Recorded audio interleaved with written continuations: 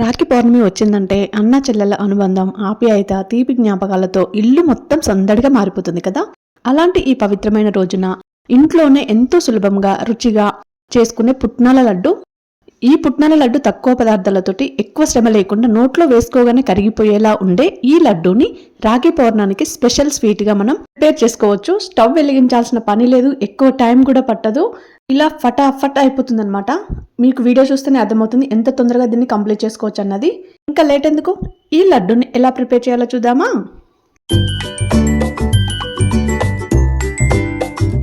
Friends, welcome to Sangeetha kitchen and vlogs. అందరు ఎలా ఉన్నారండి? ఈ రోజు మనం పుట్నాల లడ్డు ప్రిపేర్ చేసుకోబోతున్నాం అని చెప్పాను కదా. దానికోసం 1 కప్పు వరకు పుట్నాలు తీసుకోవాలి. అలాగే ఇక్కడ నేను 3/4 కప్పు వరకు చక్కెర తీసుకున్నాను. మీకు స్వీట్గా కావాలి అనుకుంటే ఫుల్గా వేసేసుకోండి, వద్దు మీడియం అనుకుంటే 3/4 కప్పు వేసుకుంటే సరిపోతుంది. అలాగే యాలకుల పొడి 1 స్పూన్ వరకు వేసుకోవాలి. ఇది మొత్తం మిక్సీ పట్టేసుకోవాలి.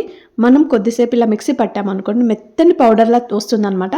ఇలా ఒకసారి చెక్ చేయండి, మీకే అర్థమవుతుంది. ఇంకొంచెం బరకగా అట్లా ఉంది అనిపిస్తే మళ్ళీ ఒకసారి మిక్సీ పట్టండి. స్మూత్గా ఉండాలి పిండి మాత్రం. అలాగే 1 స్పూన్ వరకు నెయ్యి వేసుకోవాలి. ఇక్కడ కొంచెం పాలు వేసుకొని పాలు మొత్తం కలిసేలా కలుపుకోవాలి.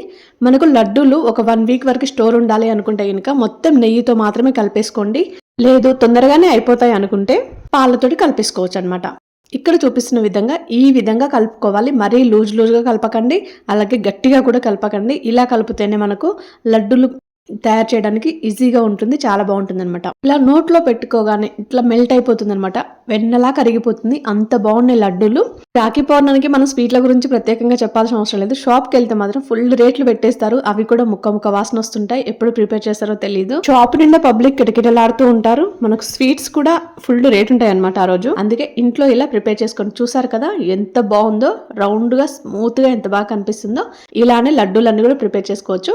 ఈ వీడియో మీకు ఎలా అనిపించింది అన్నదని కామెంట్ చేయడం మాత్రం మర్చిపోకండి. అలాగే వీడియో నచ్చితే లైక్ కూడా చేయండి. లైక్ అసలు చాలా మంది చేయడం లేదు, లైక్ చేయండి. లైక్ చేస్తే నాకు కూడా ఉపయోగపడుతుంది అనమాట.